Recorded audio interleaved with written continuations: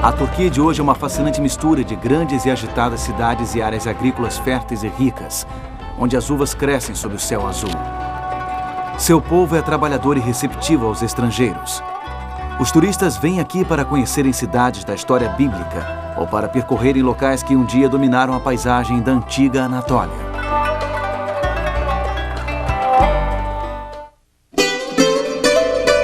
O apóstolo João passou seus últimos anos em uma ilha rochosa, não muito longe das margens ocidentais da Turquia.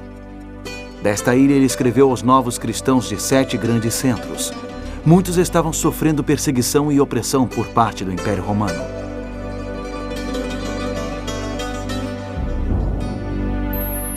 Hoje visitaremos a antiga Filadélfia e conheceremos mais uma das cartas de uma ilha solitária. Bem-vindo à Turquia, a terra das 7 igrejas. Viemos até Istambul para dar início à nossa jornada em busca de uma carta que João escreveu no Apocalipse há mais de 1900 anos. A Turquia é um lugar onde o cristianismo marcou presença, mas hoje as mesquitas muçulmanas dominam a paisagem.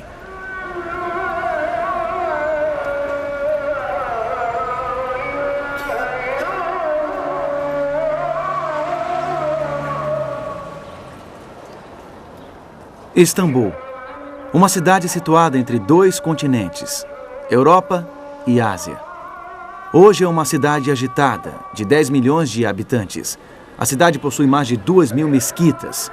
98% da população segue o islamismo. Istambul testemunhou diversos levantes culturais. Uma considerável quantidade de imperadores gregos, romanos e bizantinos, além dos sultões otomanos, deixaram suas marcas neste lugar. Suas ruas foram percorridas por reis. Suas portas se abriram para as entradas triunfais deles. Mas uma porta, em particular, tem uma importante história para contar. Uma porta mudou o curso da história. E hoje vamos descobrir como uma porta aberta pode mudar a nossa própria história.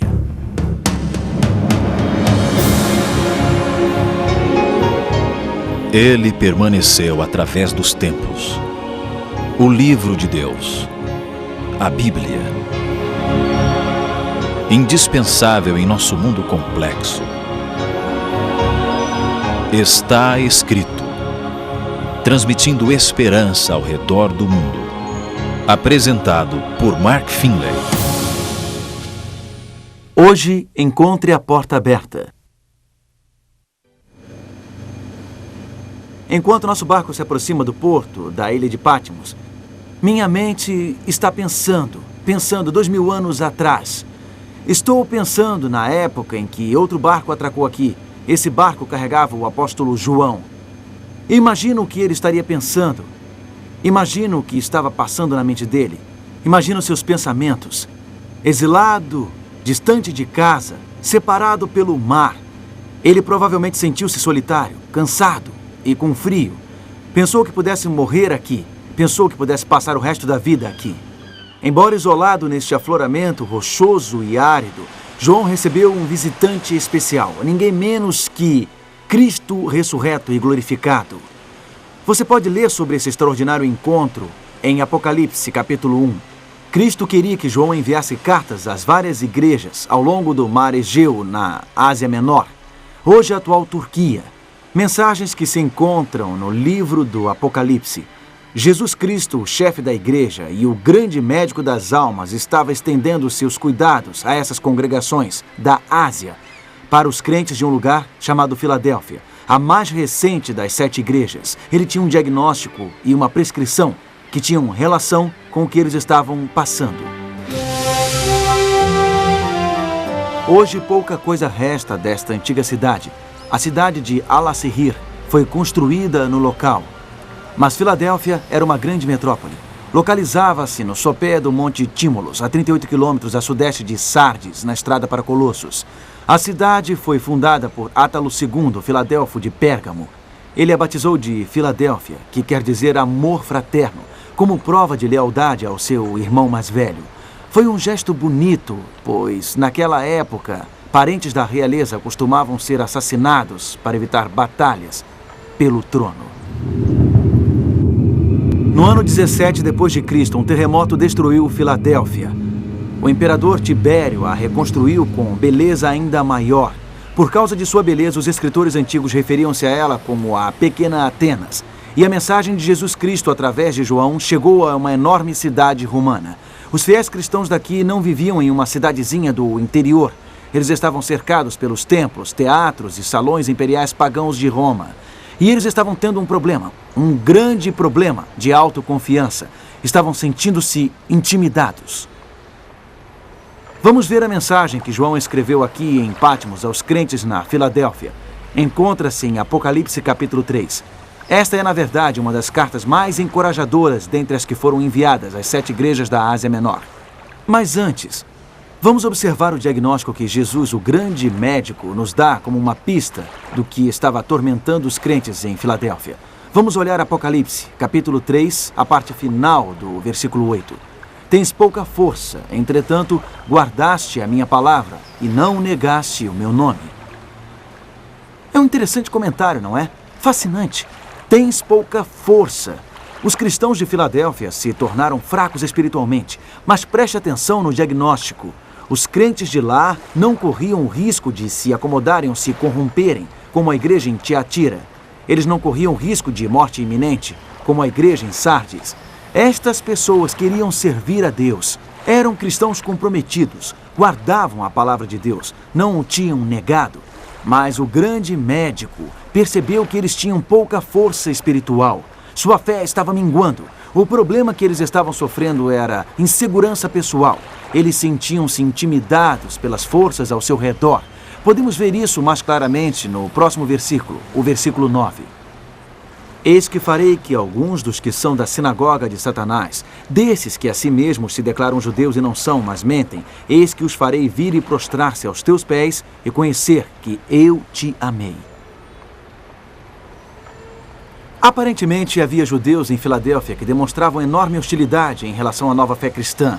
Eles achavam que os cristãos eram hereges que negavam a fé dos antepassados. Alguns rabinos eram extremamente radicais, descritos na época como a sinagoga de Satanás. E, pelo visto, os cristãos estavam sendo intimidados por eles. Cristo promete que esses fanáticos irão prostrar-se diante dos crentes. Eles serão forçados a reconhecer que a igreja em Filadélfia é amada por Deus. Este é o quadro que Cristo apresenta diante desses cristãos. Em outras palavras, ele quer retirá-los de um lugar de fraqueza, de pouca força, para um lugar de confiança. Confiança total em sua habilidade. Confiança de que a sua fé prevalecerá no final. Confiança de que são amados por Deus.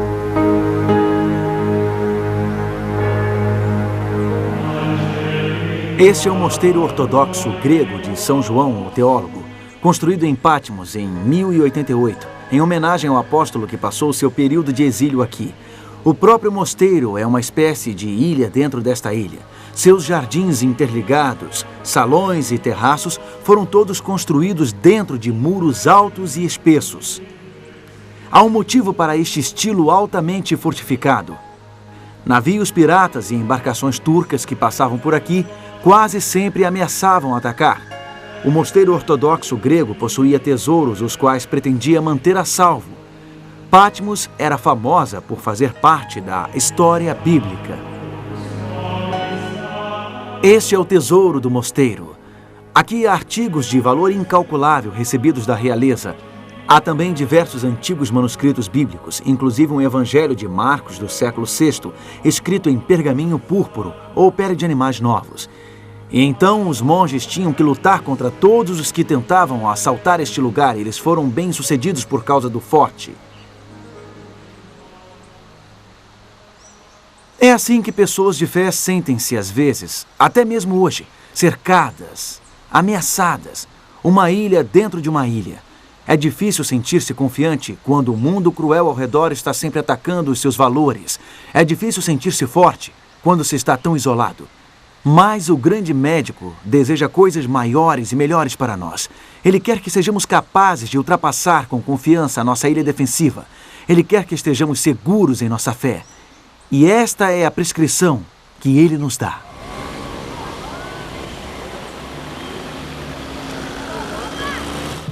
Vamos ver novamente a sua carta à igreja em Filadélfia. Esta é a mensagem que ele tem para pessoas que têm pouca força, a qual encontra-se em Apocalipse, capítulo 3, versos 7 e 8.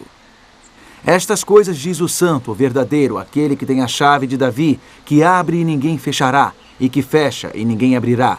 Conheço as tuas obras, eis que tenho posto diante de ti uma porta aberta, a qual ninguém pode fechar, que tens pouca força. Jesus diz, eis que tenho posto diante de ti uma porta aberta. Esta é a verdade que Jesus quer que seu povo compreenda. Ele repete, ele enfatiza. Olhe para a porta aberta. Se você se sente intimidado, procure uma porta aberta. Se você se sente isolado, procure uma porta aberta. Se você se sente fraco e desanimado, procure uma porta aberta. Mas o que isto significa?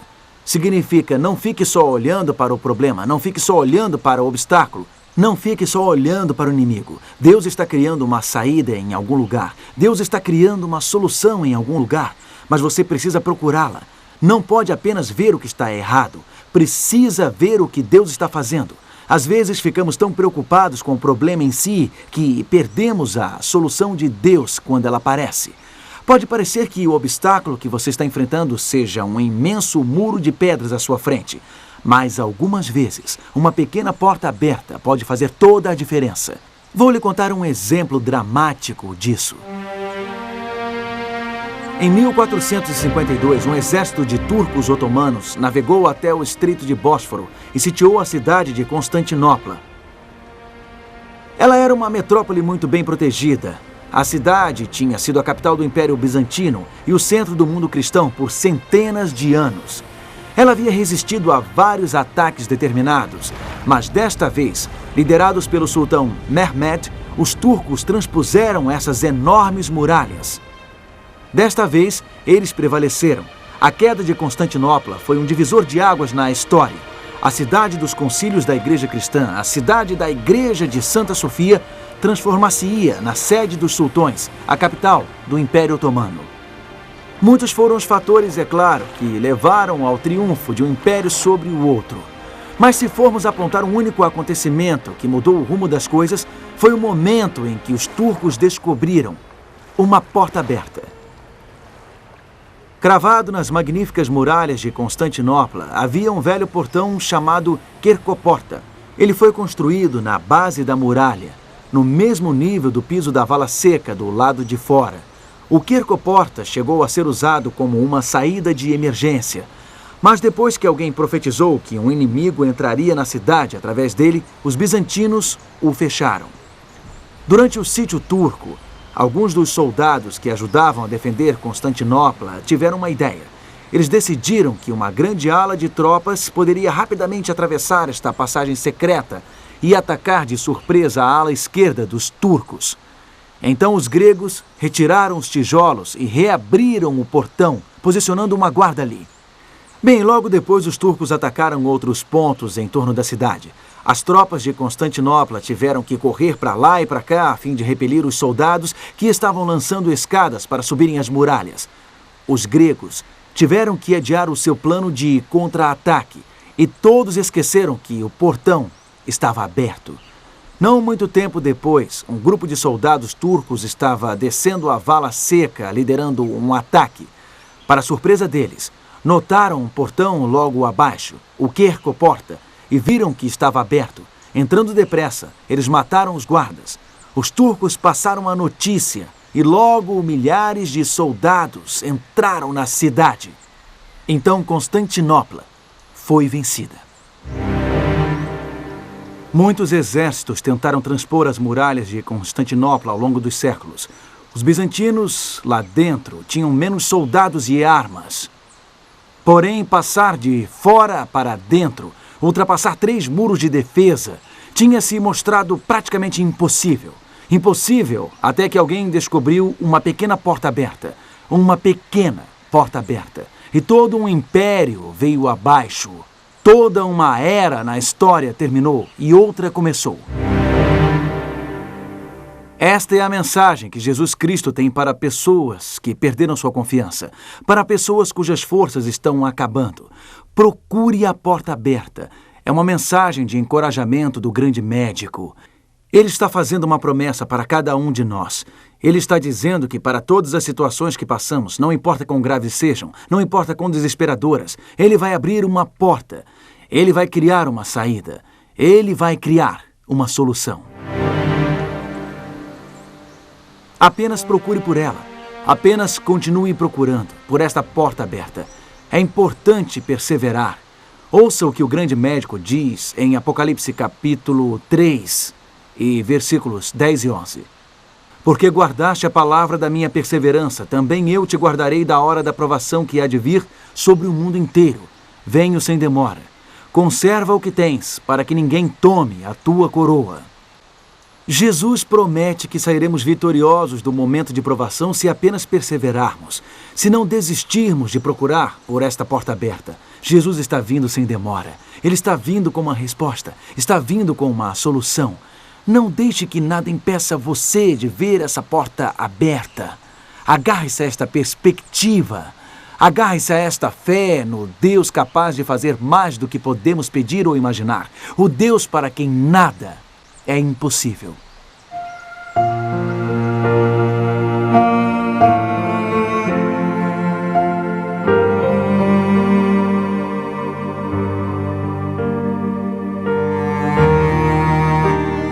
Amigo, eu creio num Deus que abre portas em nossa vida pessoal. Eu creio num Deus que abre portas na história. Pense na queda de Constantinopla, por exemplo. Esta cidade havia sido o centro do cristianismo durante séculos. Esta catedral, a Santa Sofia, era uma das maravilhas do mundo. Quando a cidade caiu e os turcos otomanos a invadiram, deve ter sido o fim do mundo para muitos e muitos crentes. Naquele dia, em 1453, muitos devem ter pensado que Deus havia abandonado os seus seguidores cristãos. Pensemos um pouco no que Deus estava fazendo no ano de 1453. O que estava acontecendo no mundo europeu? Nada menos do que a reforma protestante. Jan Hus, na Boêmia, e John Wycliffe, na Inglaterra, já haviam preparado o terreno. Lutero em breve iria começar uma revolução espiritual na Alemanha. Ela se espalharia por toda a Europa e provocaria um despertar espiritual. Veio a tornar-se um poderoso despertar espiritual que repercutiu por muitos e muitos séculos. Uma porta foi tragicamente fechada, porém outra porta estava se abrindo na Europa. Uma cidade vinha decaindo espiritualmente há algum tempo e finalmente tombou. Mas em outro lugar, uma reforma estava sendo gerada e mudaria o mundo. Sim, em toda e qualquer situação, Deus está criando portas abertas. Permita-me dar outro exemplo. A Igreja de Filadélfia, na verdade, representa um período particular na história da Igreja, um período de despertar espiritual nos anos de 1700 e 1800. Prensas tipográficas nessa época estavam produzindo milhares de Bíblias e sociedades missionárias começaram a enviar missionários pelo mundo. Houve um renovado interesse nos livros de Daniel e Apocalipse, um renovado interesse nas profecias da Bíblia. O Espírito tocou o coração das pessoas. Houve uma grande expectativa de que a vinda de Jesus estava próxima. Tudo isso abriu portas para a proclamação do Evangelho. Em 1843, estudantes da Bíblia de todo o mundo concluíram que Jesus Cristo iria retornar. Na data específica de 22 de outubro de 1844, eles aguardaram com grande expectativa. Muitos abriram mão de todos os seus bens. Eles estavam confiantes de que o reino de Cristo iria interromper a história humana. Eles esperaram o dia inteiro, esperaram a noite inteira. Em 23 de outubro, eles caíram em desespero. Tudo havia sido um terrível engano.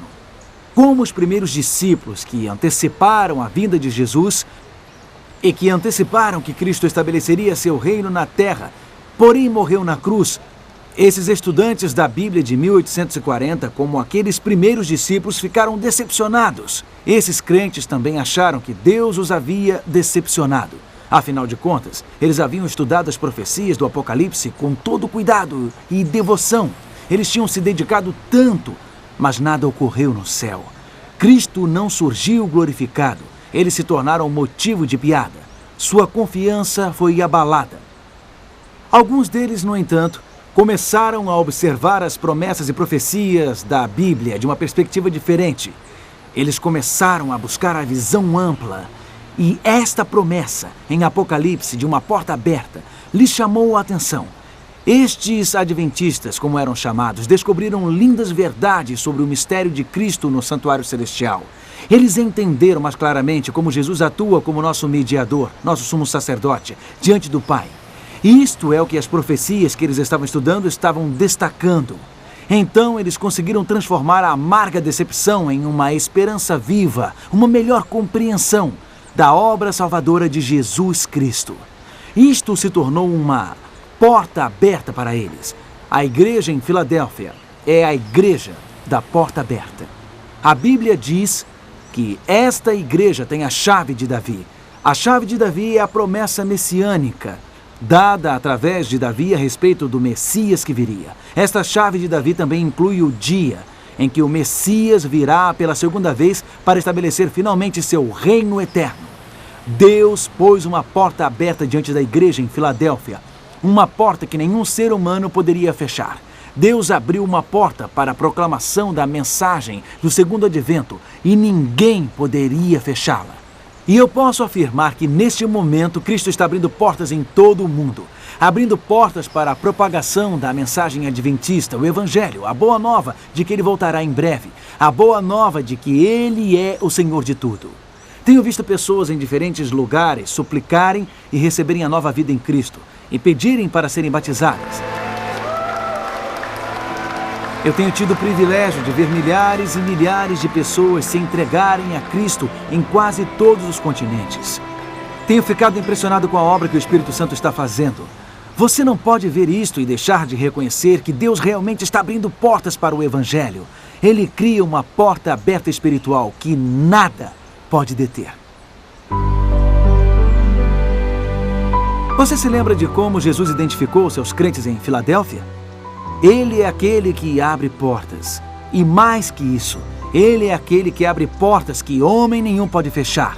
Cristo é mais forte do que qualquer força que possa erguer-se contra nós. Ele derrota o objeto imbatível. Ele derrota a força irresistível. Ninguém pode fechar a porta que Ele abre. Lázaro ficou fechado em um túmulo durante 4 dias. Uma enorme pedra